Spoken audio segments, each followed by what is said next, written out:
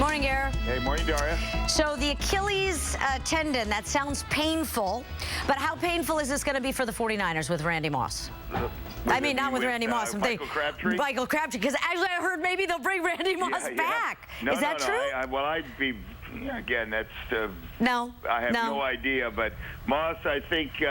you know, that old line, you can't go home again. You don't think so? Is that out of the question? If they really valued him, they would have found a way to keep him in the first place. All right, and now with Harbaugh saying, oh, no, Crabtree, we don't want to put a timetable on this, and it's not season ending.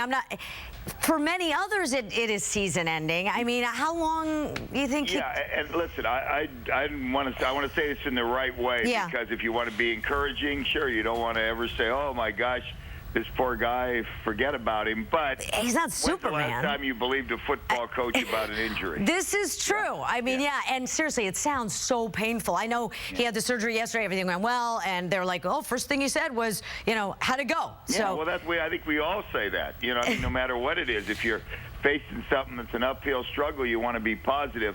But I think the one good thing out of this is that, if you can call it good, is that it happened now as opposed to maybe 2 games into the season or on the eve of the season. I mean, the 49ers, they're pretty, listen, they've shown they're pretty resilient and pretty smart organization. They'll figure out a way to replace him. I know that, you know, that he was just like, they were just gelling, you know what I mean? They were just gelling and Darya, this is the end of May, you know? Yeah, I know, but last year it seemed like a short amount of time. Yeah, no, hey, listen, it's not good. He's their best receiver, but once again, from afar, to me, the only indispensable guy that could totally wreck your season if he doesn't play is Kaepernick. Kaepernick, right. And that's the way it is with most teams, I believe, is that that quarterback is far and away the most valuable guy because he touches the ball on every play. I gotcha. Or Crabtree, you know, a good receiver catches maybe 6 passes in a game. All right. That's all I'm saying. It's a loss, but I don't think it's one where you go, oh, forget the season. Okay, absolutely. And we had 2 losses. The Giants and the A's both lost in their games yesterday. Still won the series, but so you had the Giants, the Nationals.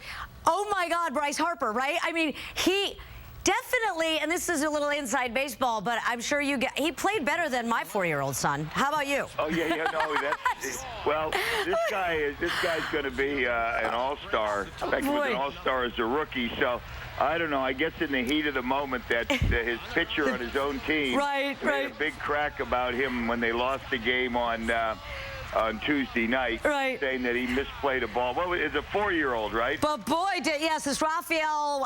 What's his last name? Soriano. So he's like, you know, he should have caught that. But he was last night. He was catching. He was hitting. He was on. He won the game. Yeah. No. Listen, this has happened many times to me too. In the heat of the moment, I'll go, that was a terrible weather report. Or Rask. Good God, George, don't you know that 101 was flowing freely? Right. And then I think about it, and you can't mess with Raph. Listen, here's who they're second-guessing this morning.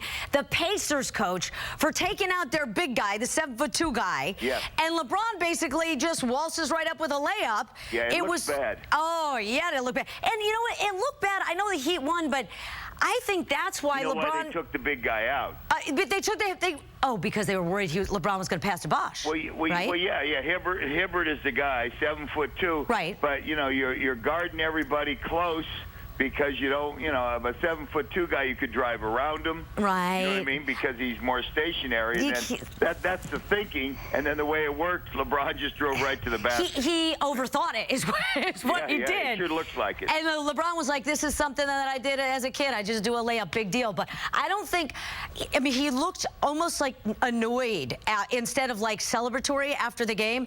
And that could be either, what do you think, because it was just game 1 and they have work to do, or because, frankly, shouldn't they have been here at home winning? I mean, not winning in the last 2 seconds with a buzzer beater? Again, this is just my, once again, guess. Am I the only guy that ever admits that he's guessing sometimes? No, I know not what I'm talking about. No, not you, but I'm talking about like when I leave you and go on the sports radio. You don't be an expert. For whatever reason. TV, you at least got to look like if a game broke out, you could play. I see. But most people on sports talk radio, because you don't have to see them, they can, you know, in They're just radio full you of can it. pretend you're this big tough guy. Right. And then you see him, you go, this guy's 108 pounds.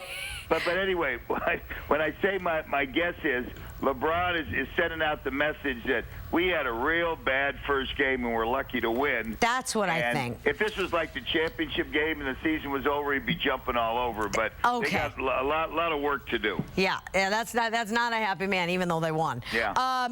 Justin Bieber. Hey, listen. Hey, Darya, he was happy. Don't lie. He's just putting on, you know?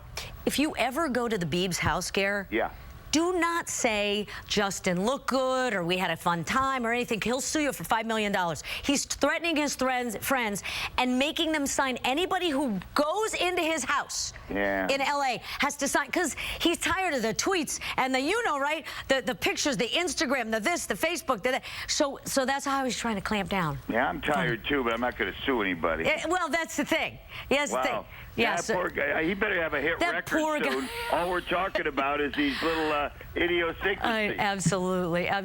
Hey, Darya, just think if you're 16, 17, now all of a sudden everybody, you know, you don't have any formal education, you didn't go to college, you didn't, not that that makes you anything, but I'm saying you didn't have 4 years to grow up. Yeah. It's no wonder, I'm surprised you he's go not easy. more nuts. You're always nice. You go easy on him. What's that? Me, you go easy on him. Me, I'm just waiting for a sponsor myself. I would like sponsored by Jack in the Box under my name or something. I want a sponsor. One day you'll get there.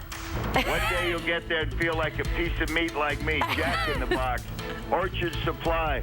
I go on the radio, and all they do is, Darya, I'm being used. I'm being used. All right, Gare. Nobody likes me for me. I'll see you.